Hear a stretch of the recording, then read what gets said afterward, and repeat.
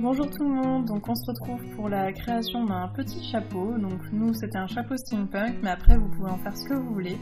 Donc comme vous pouvez le voir, j'ai pris une feuille de craie à mousse sur laquelle j'ai dessiné donc deux cercles. C'est censé représenter la base du chapeau.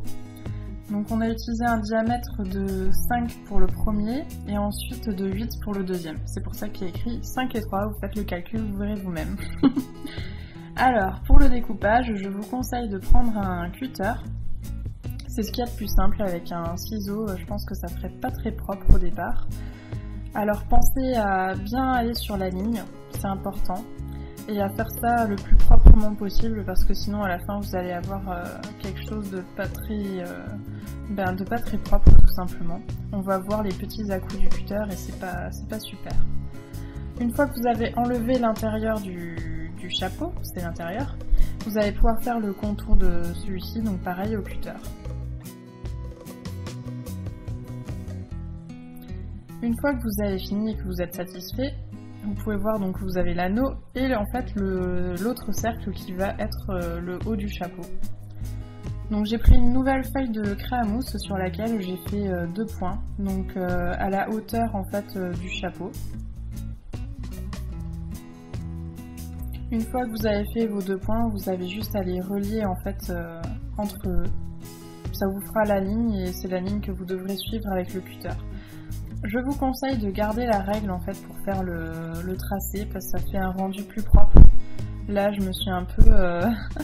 j'ai pas fait ça proprement dès le départ, du coup on voit qu'il y a un petit à-coup quand j'enlève la règle, c'est dommage mais bon, c'est comme ça. On apprend de ses erreurs. Donc comme je savais en fait que la feuille A4 n'était pas assez grande pour faire tout le périmètre du chapeau, j'ai rajouté un petit échantillon et je me suis rendu compte que ça pouvait faire sympa si je faisais un petit laçage sur le chapeau. Du coup je me suis décidée en fait à rajouter une partie avec des lacets comme un petit corset. Donc vous prenez les deux parties, vous collez la plus petite à l'intérieur. Les images parlent d'elles-mêmes, de toute façon j'ai pas besoin de vous l'expliquer tout ça.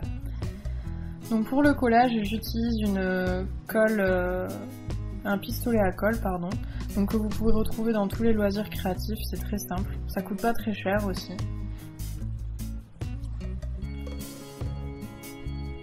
Voilà, ensuite je regarde ce que je dois couper, que j'ai en trop et du coup je me décide de découper environ 2 cm pour laisser une marge au lacet pour qu'on voit vraiment le laçage à l'avant du chapeau. Donc vous retracez une ligne avec votre règle et vous gardez surtout la règle pour le découpage, c'est vraiment mieux. Une fois que c'est fait, je vérifie que ça me convient. Et comme ça me convient, je remets tout simplement le chapeau à l'envers pour pouvoir coller la base, enfin le bas du chapeau au reste. N'hésitez pas à mettre beaucoup de colle. Je sais que ça fait pas très joli comme ça au premier regard, mais en fait moi j'ai rajouté ensuite un autre anneau de craie à mousse pour masquer tout ça. Et ça permet aussi de fortifier le chapeau parce que normalement si vous êtes une fille, et même si vous n'êtes pas une fille, vous devrez forcément mettre des barrettes. Donc c'est mieux de rajouter un autre anneau de craie à mousse pour s'assurer que le tout tienne bien.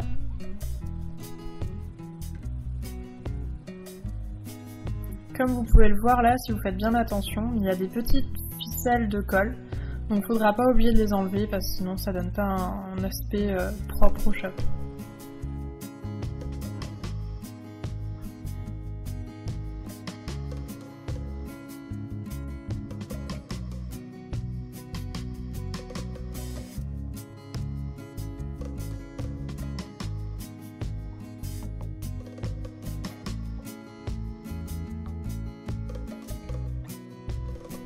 Une fois que c'est fait, pensez à bien laisser sécher la colle.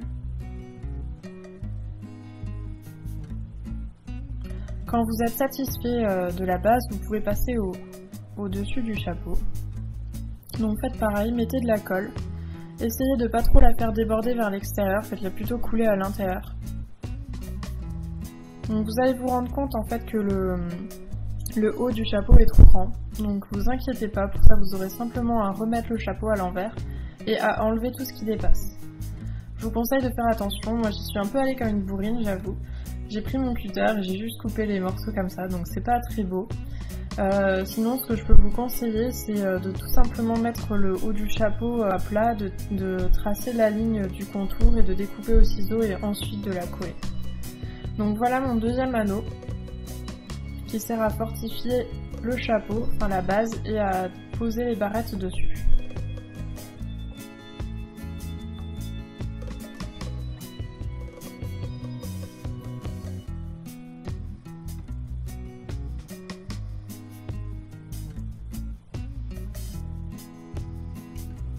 Une fois que c'est fait, vous pouvez passer à la peinture. Donc moi, comme je voulais plus faire un chapeau steampunk, j'ai préféré utiliser une base de noir. Après, c'est à vous de choisir ce que vous voulez en faire. Donc c'est une peinture acrylique que vous pouvez retrouver aussi dans tous les magasins de loisirs créatifs. Normalement, c'est facile à trouver.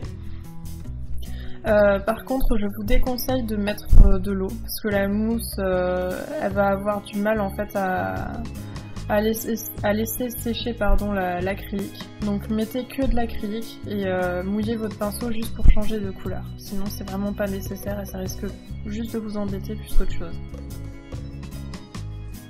Une fois que j'ai mis ma base de noir, j'applique la base de marron pour donner un côté cuir au chapeau. J'hésite pas à mettre plusieurs couches.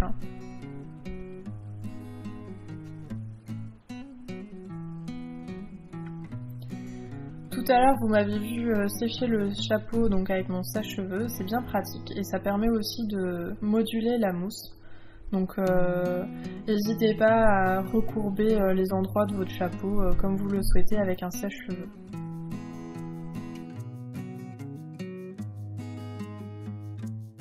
Et voilà, une fois que c'est peint, ça donne ce résultat.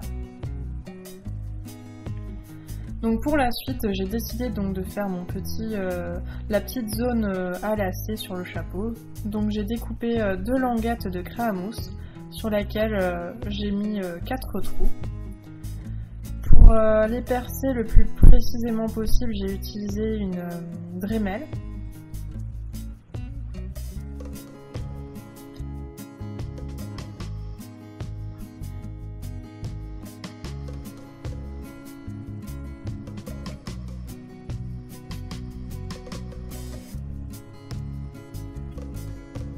Donc maintenant vous pouvez bien l'insérer dans le chapeau, pensez à bien le coller.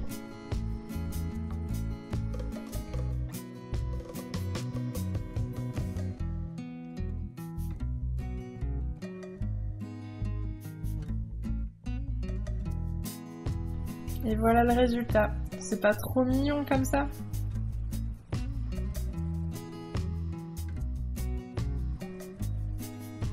Donc une fois que la base du chapeau est faite, vous pouvez rajouter quelques éléments de déco.